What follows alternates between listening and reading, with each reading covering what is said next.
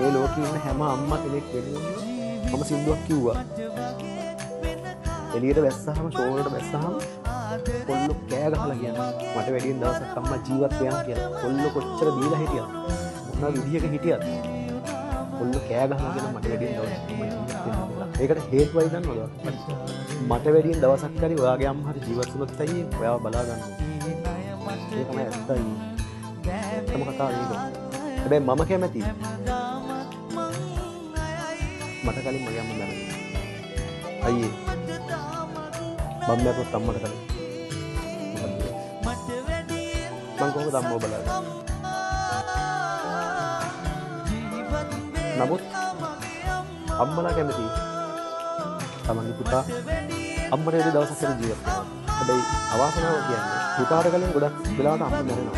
කරදරයක් මොන හරි දෙයක් සිද්ධ වෙලා තමයි පුතා මැරුණොත් මැරෙන්නේ. අම්මගේ ආශිර්වාදයයි මා මුළු ලෝකෙ වටේම අරන් යනවා. අම්මා තරම් වෙන කවුරුත් නැහැ.